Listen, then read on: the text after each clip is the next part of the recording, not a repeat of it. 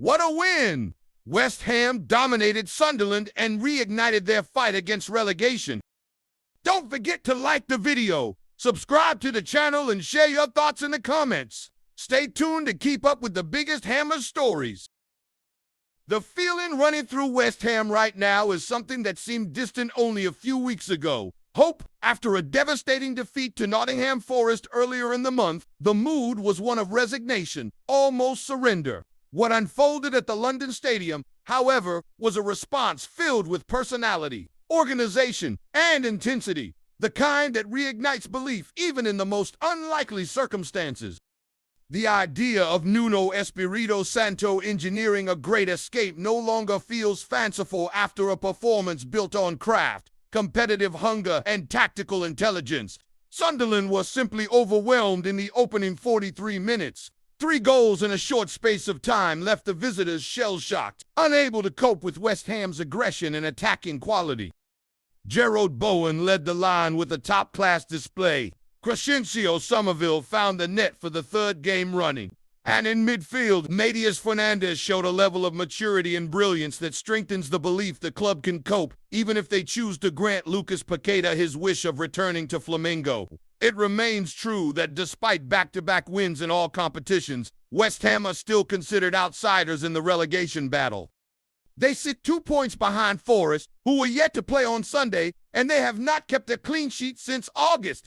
Even so, this brief revival offers genuine encouragement. Nuno understands there is work to be done, but he can also see a side rediscovering its fight, even against a Sunderland team that offered little resistance. The task was clear: build on last weekend's victory over Tottenham.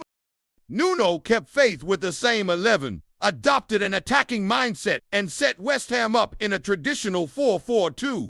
Pablo Felipe and Tati Castellanos led the line, while the plan centered on exploiting the wide areas, searching constantly for Bowen and Summerville in space and isolation. Sunderland attempted to respond by moving Trihume to the right side of midfield, giving him the specific job of tracking Summerville's movement. Even so, West Ham's fluency was evident from the outset.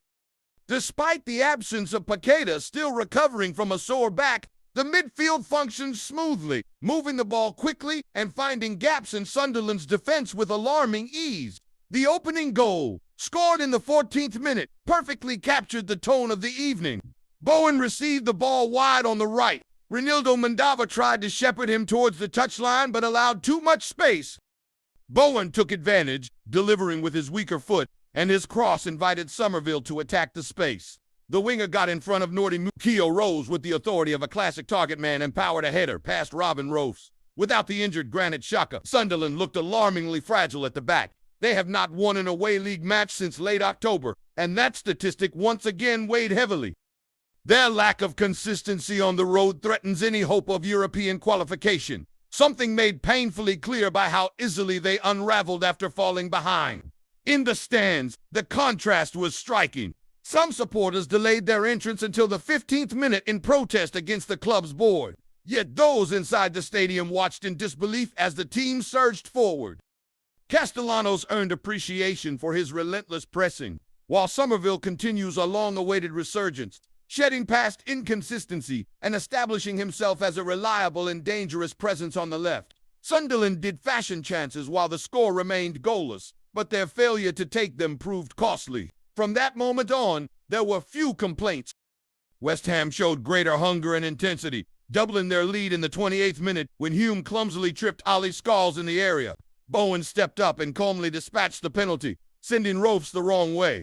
Bowen tormented Reinildo throughout the contest, with the defender fortunate to avoid a red card, and the forward reached a significant milestone by surpassing Mikel Antonio's tally of 101 goal involvements for West Ham in the Premier League. Crucially, though, he was not alone. Fernandes capped another outstanding midfield display by collecting a poor clearance and, from 25 yards, curling a sublime finish beyond Rofes just before the break. West Ham had not gone into halftime 3 goals ahead since a win over Bournemouth in April 2023, when David Moyes was still in charge. 3 managers later, there is a sense of cautious optimism. Clear progress is visible, even if defensive issues remain.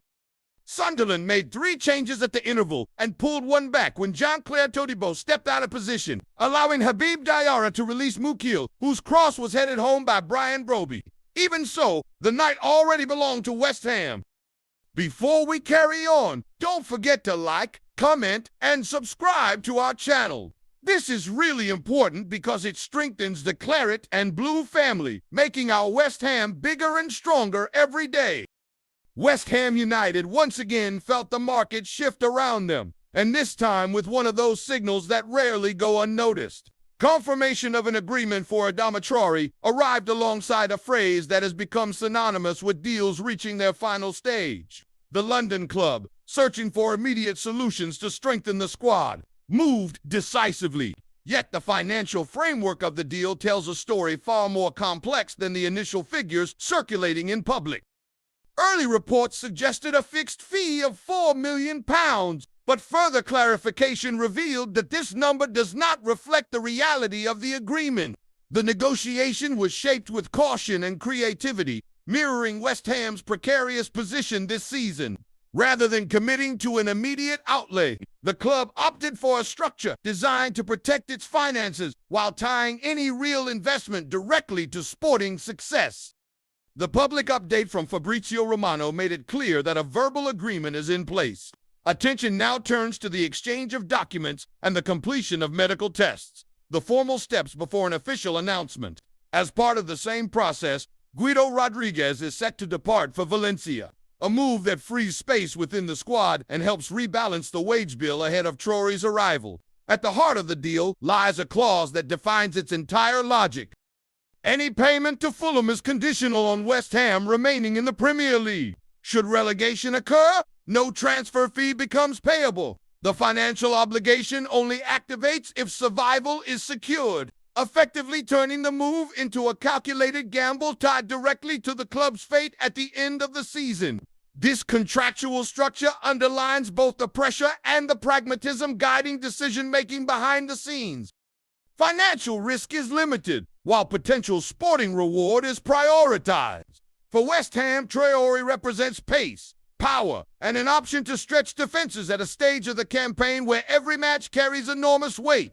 From Fulham's perspective, the deal also makes sense, particularly with the opportunity to reduce their wage commitments. Progress had stalled in recent days precisely because of these financial considerations.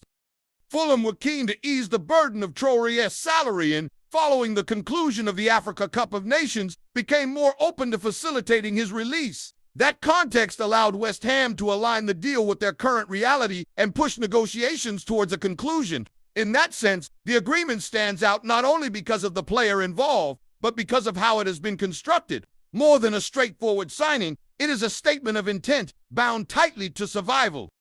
West Ham are backing themselves, shaping a move that only truly costs them if they succeed in staying among the elite. The stakes could hardly be clearer.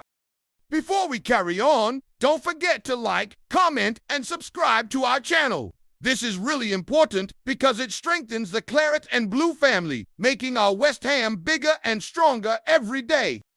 West Ham United find themselves in one of those rare moments when football stops being just about results and becomes a narrative in its own right.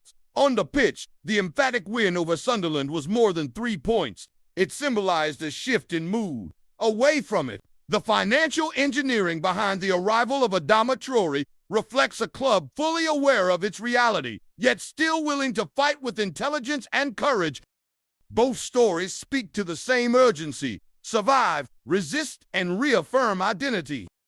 The performance at the London Stadium brought back something that seemed lost after the heavy defeat to Nottingham Forest.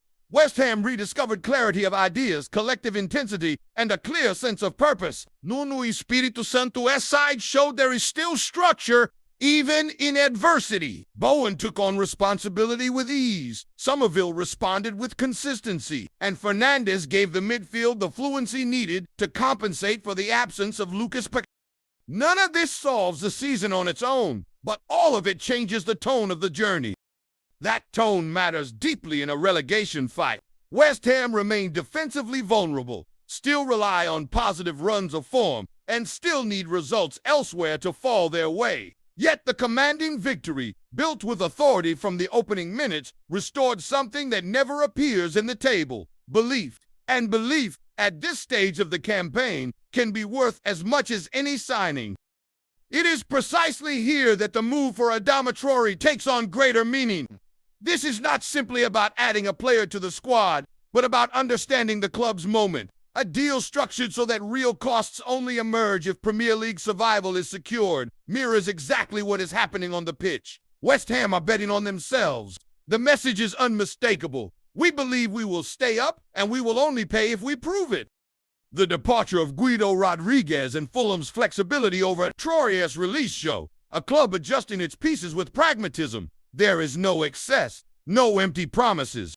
There is calculation, restraint, and a direct focus on immediate impact. Traore arrives as a symbol of that search for attacking margin, offering physicality and speed in a league that punishes fragility and hesitation without mercy. When recent performances are placed alongside transfer activity, a club trying to align words with actions becomes clear. Against Sunderland, West Ham showed they can compete with aggression and organization even without some of their most high-profile names. At the same time, the board acts, knowing there is no room for financial mistakes should the worst scenario unfold. It is a delicate balance between ambition and survival. There is also an emotional layer that cannot be ignored. Protests in the stands, supporters delaying their entrance, and yet the unity forged after the goals all point to a club in constant tension with itself. West Ham are not living in comfort, but they are living in a moment of definition. Every match, every signing, and every decision now carries historical weight. What links these two stories is that sense of standing at a crossroads. The win over Sunderland guarantees nothing, but it opens a door. The deal for Traore solves little on its own, but it signals intent. Together, they paint the picture of a club refusing to accept fate passively. West Ham fight with the tools available, adjust where they can, and believe there is still time to write a different ending. In football, talent alone does not always decide outcomes. Often it is the ability to react, to reinvent under pressure, that separates those who fall from those who survive. Right now, West Ham are showing signs that they want to survive. And while that flame remains alive, fueled by performances like the last one and by calculated decisions off the pitch, the story is still unfinished. We'll wrap it up here for now. If you liked the content, give it a thumbs up, share it around, and subscribe so you don't miss what's coming next. Thanks for watching. See you soon.